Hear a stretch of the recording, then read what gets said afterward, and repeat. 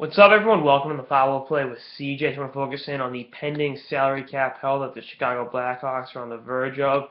Obviously, Patrick Kane and Jonathan Toews cap hits jumped from $6.3 million to $10.5 million extra each, both of them. And with the uncertainty of the salary cap, and in addition to the fact that there's $8 million right there going in, you're going to there's going to be some tough decisions. Brad Richards, 1 year deal's up. Maybe they find a way to keep him. If he really wants to stay, they'll find a way to get that done. I don't know the specifics in that deal.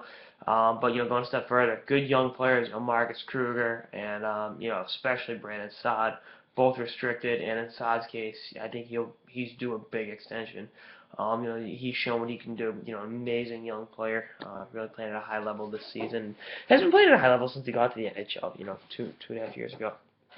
And or 2 years ago, because it was the lockout season. But I just think you've got to look. You got to think outside the box for the Blackhawks. They've gone through this before. They did in 2010 when they had to trade away, Dustin Byfuglien and Andrew Ladd, guys like that. Chris Versteeg, there's a guy that could trade away again.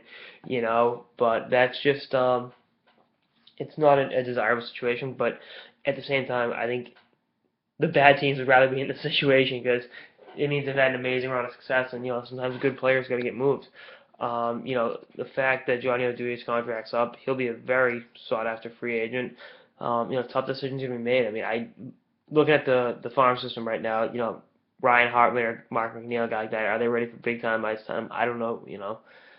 Steven Johns, and even we saw some pretty decent play from Trevor Van Riemsdyk earlier this season. Can they handle it full time? As replacements, stepping up.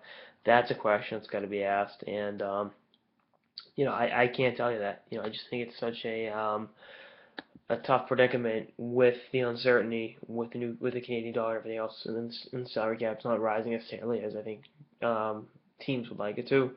But that's just the bottom line right now. I think Brent Seabrook is a very likely candidate to get traded.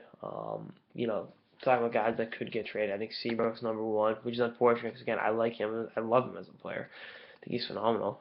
Brian Bickle's having that conversation. If they can find someone that will take him and his $4 million cap hit. Chris Versteeg again.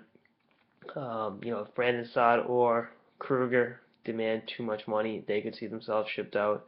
Really just a tough situation. But again, Patrick Sharp, possibly. I don't know. They love Sharp, and they should love him.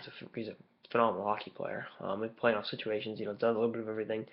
That's going to be a situation to keep an eye on because he was vocal about wanting to stay in Chicago back in 2010 when a lot of his teammates got moved. So, we'll see what happens on this one. This is going to be an intriguing situation to keep an eye on.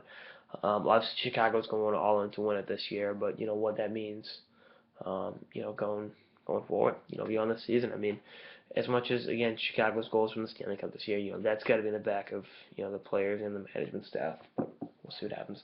Anyway, that's all I got this episode of the Power Play with CJ on the Blackhawks pending salary cap hell.